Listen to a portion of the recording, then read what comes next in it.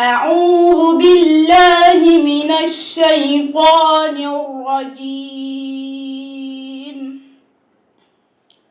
والذين آمنوا وعملوا الصالحات سندخل. À Bénin Royal Hotel de Cotonou ce dimanche 29 mars 2026. Une gigantesque mobilisation des acteurs très engagés de la communauté musulmane du Bénin à l'occasion d'une conférence publique basée sur le thème « Votre responsabilité en islam ». Le thème qui nous réunit aujourd'hui est d'une importance capitale, surtout en cette période sensible de la vie de notre nation. En ces temps-ci, veille des élections présidentielles, des appels au boycott se font entendre et suscitent de nombreuses interrogations. Mais quelques questions fondamentales méritent d'être posées. Que dit réellement l'islam face à la responsabilité du vote? L'islam, dans sa sagesse, ne se limite pas seulement aux sphères spirituelles, mais il encadre également la vie sociale, politique et communautaire.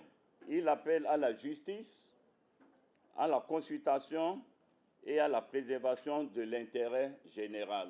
Le vote dans ce contexte apparaît comme un dépôt sacré appelé amana. Il ne s'agit donc pas d'un simple geste civique, mais d'un acte de témoignage devant Allah, par lequel nous participons tant que Béninois à l'orientation et à la refondation de notre nation que nous chérissons tous.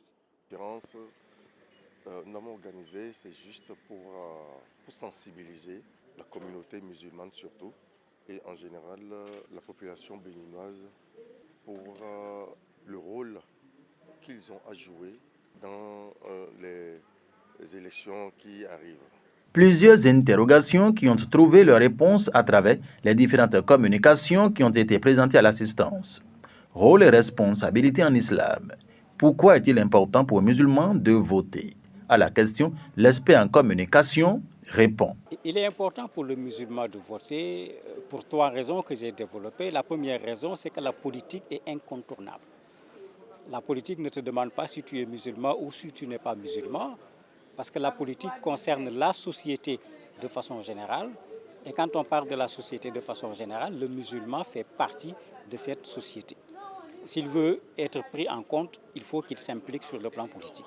Cette implication, j'ai dit que c'est une nécessité, ce n'est pas une option. Mais quand on choisit le président de la République, on choisit le président de la République de tous les Béninois, y compris les musulmans. Un dernier élément qu'on a développé, c'est la nécessité de la préservation de la paix sociale, parce que malheureusement en Afrique, l'élection qui doit être quelque chose d'important pour les populations, finit à la place de cette expression de la souveraineté populaire d'être parfois un moment de violence, de tension entre les populations. Donc on a rappelé aux gens qu'attendez, c'est des citoyens qui votent. Le Bénin, c'est un seul Bénin. On ne peut pas les diviser entre les Béninois. Que les gens puissent aller voter sereinement, qu'ils fassent leur choix en pleine conscience, mais que la paix règne. Parce que si cette paix-là n'existe pas, quel que soit ce qu'on souhaite pour ce pays, ça ne pourra jamais être réalisé. Le taux de participation est autant important dans une élection que le taux par lequel le vainqueur gagne. C'est ce qu'a laissé entendre le conférencier avant de poursuivre. Le taux de participation, c'est ce qui montre que les populations ont pris ce qui leur appartient, c'est-à-dire leur souveraineté, parce qu'on écrit souvent dans nos constitutions, la souveraineté appartient au peuple. Une des expressions de cette souveraineté pour les populations, c'est de choisir celui qui va diriger le pays. Donc plus les gens vont participer, plus ça donne une légitimité à la personne qui a été élue, mais plus également ça augmente la responsabilité de la personne qui a été élue. C'est pourquoi il faut aller voter pour que le président sache que les Béninois sont sortis. Mais les Béninois sont sortis pour que quelqu'un vienne s'occuper de leurs problèmes. D'ailleurs, on le voit, quelle que soit la personne que vous élisez dans une élection, la première chose que la personne dit, c'est « je suis le président de tous les citoyens ». Parce qu'effectivement, c'est ça l'esprit du vote. Ceux qui ont voté contre toi ont fait leur devoir citoyen. Ceux qui ont voté pour toi ont fait leur devoir citoyen. comme le jeu a une règle, la règle du jeu a fait de vous le vainqueur, vous n'allez pas vous en prendre à ceux qui n'ont pas voté pour vous, mais vous devenez le président de tous les citoyens. La deuxième communication qui a tenu les participants en haleine ce dimanche 29 mars 2026 à Bénin Royal Hotel porte sur prévention des violences électorales, rôle des leaders religieux. Une présentation du commissaire divisionnaire Barnabé Amangbeyon qui a, dans sa présentation, mis l'accent sur les sources d'une violence électorale avant de revenir sur le rôle des leaders religieux dans la prévention et a évoqué quelques défis à relever pour permettre aux leaders religieux de jouer pleinement leur rôle. C'est suite à cela que les interventions de quelques participants ont eu lieu. J'ai retenu deux petites phrases. La première, il nous dit, écoutez très bien, le silence et l'indifférence ne sont pas une vertu en matière de vote, en matière d'intérêt pour la politique. Le silence et l'indifférence ne sont pas une vertu. Nous sommes de la communauté musulmane. Honnêtement, est-ce que nous avions compris ça? J'avais vraiment besoin d'écouter cette communication pour voir où est-ce qu'on s'en va. Et je suis satisfaite, je suis fière d'être musulmane parce que je me rends compte que les enseignements du prophète sont clairs. Exercer son devoir citoyen, voter, c'est comme une bénédiction. C'est une amana, comme on le dit en islam. Et donc, ça a permis vraiment de remettre les choses au clair parce que ce n'était pas facile pour nous en tant que femmes et en politique, quand on va sur le terrain, de convaincre notre communauté de la nécessité d'aller voter parce que la politique était observée comme ce truc-là pour les gens qui sont sales, les gens qui ne sont pas honnêtes. Mais là, le conférencier nous explique que, en fait, pour lutter contre la corruption, nous devons aller voter. Et qu'en islam, nous prenons la justice, l'équité. Et donc, c'est obligatoire. L'islam nous impose d'aller faire notre devoir citoyen. Je tiens à remercier le patriarche El Alcani da Silva qui a compris que nous devons faire la politique. Nous avons décidé de créer une association des fidèles croyants amis du président Talon en 2021. Et grâce à l'Union islamique du Bénin, cette association, nous avons gagné beaucoup de choses. Et il faut que cela soit dans la continuité, que les musulmans se mobilisent pour aller voter pour notre fils, frère Wadaï. La paix. Et pour avoir la paix, il faut se préparer. Je considère que cette séance est une séance de préparation.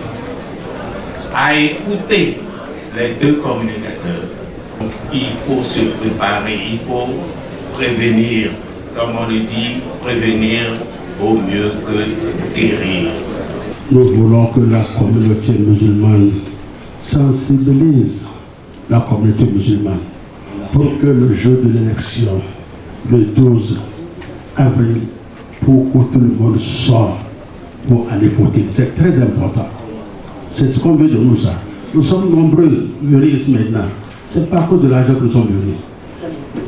Et chaque personne ici, vous avez énormément d'imams ici dans cette salle-là. Chaque imam est une nation. Et chaque imam peut faire beaucoup de choses. Tous les jours, 5 fois, nous sommes avec nos fidèles. Et tous les vendredis, on a encore une rencontre plus grande que ça. Vraiment, on a beaucoup de choses. Mon souhait est que ça ne soit pas seulement dans ces occasions-là que nous allons se retrouver. Dans la tradition islamique, le vote ne saurait être réduit à une simple formalité civique. Il constitue un acte d'engagement moral en témoignage devant Dieu et devant la communauté, orienté vers la justice, l'équité et la recherche du bien commun. Dans nos maisons, nous avons nos jeunes frères, nos jeunes sœurs qui sont nés en 2008 et qui viennent d'avoir 18 ans. Nous devons les sensibiliser également pour qu'ils aillent voter. Parce que vous savez, avant l'avènement de la LIP, on nous bousculait pour qu'on aille s'inscrire sur la liste électorale. Aujourd'hui, avec la LIP, c'est systématique. Et je voudrais inviter tout le monde ici présent à sensibiliser ces nouveaux votants-là pour qu'ils sortent pour aller voter également. Nous avons eu l'occasion d'être enrichis de connaissances sur les valeurs que porte la religion musulmane, jamais de doute sur la portée de cette religion pour la paix, la construction du développement dans un pays particulièrement au Bénin. Vous êtes une religion de paix, j'ai constaté, parce que avec la communication, vous avez prouvé que Dieu n'est pas un Dieu de désordre, Dieu est un Dieu d'ordre, et que dans une communauté, dans une cité, lorsqu'il y a élection, il faut sortir pour aller voter. Élection est citoyen. Donc tout le monde devait tout sortir. Maintenant, vous avez mis les autres communautés religieuses, vous voulez les mettre dans le rang maintenant. Tout le monde va rentrer dans votre jeu. Alors on fout à la tassi inoué, au départ. Agbára ìlà oòrùn, ìwọ̀ oòrùn, òkun àti ọ̀sà àti sánmà méjèèjì ó fọ àlùbáríkà sínú ìgbésí ayé gbogbo àwọn pátápátá. Gbogbo kẹta lé nínú ọdún tó kọjá káàrí láṣetọ lọ́hùn inú ọdún tá a bọ́ sí gbogbo ẹ̀ á rí nírọ̀rùn. Kò ní ní wọn lára báyìí o. Je remercie les utilisateurs de cette forum-là. Vraiment que Dieu vous récompense. Amen. Que Dieu vous donne la santé. Amen. Pour continuer ce travail-là. En définitive, il faut retenir que s'abstenir de voter est une neutralité ou une forme de renoncement à sa responsabilité citoyenne. La foi musulmane exige donc de prendre ses responsabilités, de rechercher les critères, de choisir même l'intégrité, la moralité, afin que celui qui sera élu soit autant que possible le meilleur parmi les candidats pour pouvoir apporter du bien à la société en général.